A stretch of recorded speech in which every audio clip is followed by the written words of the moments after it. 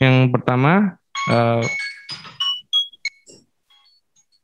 bagaimana cara kita sebagai dokter di Vaskes tingkat pertama dalam menangani dan mentransfer pasien dengan kasus spinal injury ke RS Karima Utama? Ya, ini yang sangat harus hati-hati. Jadi semua cedera, terutama kecelakaan lalu lintas itu pasti high speed injury. Jadi selalu dengan kecepatan yang tinggi. Jadi yang harus kita perhatikan adalah satu, memfiksasi dari lehernya itu. Ya, kita pertahankan lehernya supaya tidak bergerak bebas, karena kita tidak tahu itu cederanya di mana. Dan ini harus diketahui bukan hanya oleh orang kesehatan saja, tetapi orang umum harus tahu. Ya, jadi dilihat, dipertahankan. Kalau misalnya jangan memindahkan pasien dari tempat kecelakaan ke transport yang akan bawa ke rumah sakit, itu hanya di gotong atau kita gendong gitu aja ya, itu hati-hati, itu kita bukan menolong tapi bisa malah mencederai atau mematikan pasien tersebut kalau misalnya ada cedera di servikal atas misalnya, atau kalau terjadi servikal bawah bisa terjadi kelumpuhan total tangan dan kakinya, dan itu bukan kita menolong tetapi mencederai, jadi harus hati-hati. Kemudian harus mempertahankan itu di dalam leg rolling atau kondisi dari kepala, leher, torak, lumbal itu pada satu posisi yang sama, jangan digerak-gerakkan. Kalau misalnya di ambulan-ambulan itu sudah ada stretcher yang memfiksasi itu, kemudian setelah sampai kepada vaskes tingkat 1, kita bisa melihat apakah ini ada cedera kepala atau cedera leher atau tidak. Tapi bukan berarti tidak ada cedera leher, tidak ada, atau cedera yang tampak, misal motorik sensoris, bukan berarti tidak ada cedera di tulang belakang atau spinal cord. Kita harus lihat adanya skewura, artinya ada kelainan saraf spinal cord, sumsum tulang, tanpa ada gangguan ronsennya. Jadi harus hati-hati. Jadi sampai nanti tertegakkan bahwa memang dari plan foto, dari CT, dari MRI memang tidak ada gangguan pada spinal cord, dan bisa langsung ke unit instalasi gawat darurat terdekat. Demikian, moderator. Oh iya. Lalu untuk pertanyaan kedua, tindakan fisioterapi apa saja yang bisa diberikan ke pasien spinal cord injury? Ya, jadi yang pertama kita harus tahu levelnya tadi. Yang kedua, tadi ada komplikasinya mulai dari pneumonia. Kita bisa melakukan suatu chest fisioterapi. Chest fisioterapi itu adalah menepuk-nepuk misalnya di dada dan di punggung untuk sekresi yang berada di dalam rongga torak itu bisa keluar melalui laring gitu ya. Kemudian kita bisa melakukan suatu breath exercise ya, atau latihan cara bernapas. Itu untuk komplikasi di torak. Kemudian komplikasi di abdomen, kita bisa melakukan suatu fisioterapi bagaimana dia melakukan bowel and bladder training ya. Jadi melatih untuk melakukan pembuangan urin maupun pembuangan buang air besar. Yang lebih penting lagi adalah mencegah dekubitus. Jadi pasien itu tidak boleh hanya stay lebih dari 2 jam pada posisi yang sama berbaringnya. Jadi harus miring-miring minimal 2 jam sekali. Dan kita harus tahu bahwa ada kondisi-kondisi misalnya sebelum terjadinya dekubitus. Jadi ada inflamasi, ada kemerahan di situ.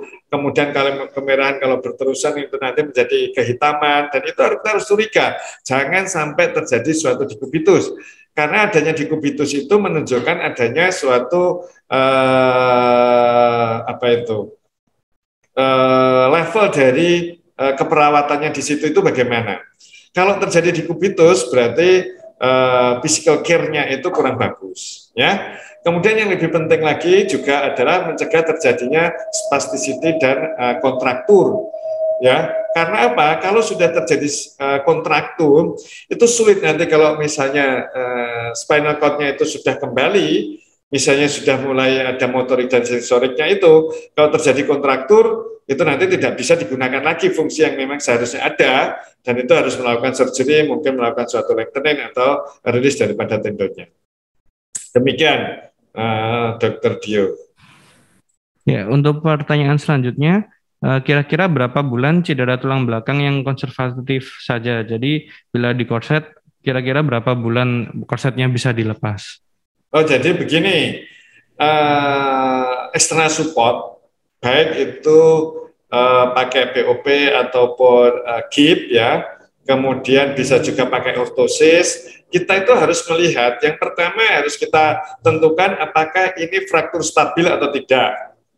Ya, kemudian kalau misalnya fraktur stabil itu misalnya kompresi yang kurang dari 30%,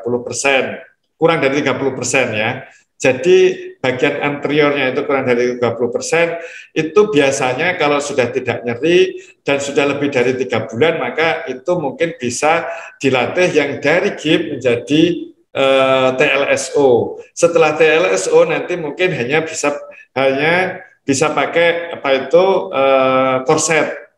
Kalau korset nanti dia bisa mobilisasi, dia bisa kita lepas. Jadi kondisi kalau stabil dan tanpa gangguan neurologis itu biasanya 3 bulan. Tetapi kalau misalnya tidak stabil, jadi paraplegia total, itu kita harus yakin bahwa fraktur yang ada di situ itu sudah fusion, ya. Jadi kalau digerak-gerakkan atau dia menyangga badannya, itu tidak terjadi hal yang merugikan atau chip frakturnya itu bisa mencederai spinal cord lagi. Demikian interview. Ya, untuk pertanyaan yang selanjutnya, apakah bahaya cedera tulang belakang bila tidak dibawa ke fasilitas medis, tapi dibawa ke alternatif, dan untuk terapi keretak-keretak yang sedang ngetren sekarang itu, apakah aman, dokter? Ya, jadi begini, kan kalau kita lihat ini fasilitas kesehatan di Indonesia itu sudah ada semua ya, di semua kecamatan itu pasti ada puskesmasnya. Di semua desa itu ada, di beberapa desa itu ada puskesmas membantu. Kemudian di desa itu ada tenaga kesehatan, baik bidan desa, polindes, ataupun petugas kesehatan. Jadi sebaiknya itu dibawa ke fasilitas kesehatan. Setidaknya mereka sudah dibekali dengan anatomi dari tulang belakang, ya. Baik pendidikan keperawatan, baik pendidikan bidan, ataupun pendidikan kesehatan yang lain, termasuk fisioterapi dan lain sebagainya, itu sudah dibekali dengan anatomi tulang belakang. Kemudian, secara dasar mereka sudah punya hal-hal yang harus diketahui supaya tidak terjadi komplikasi.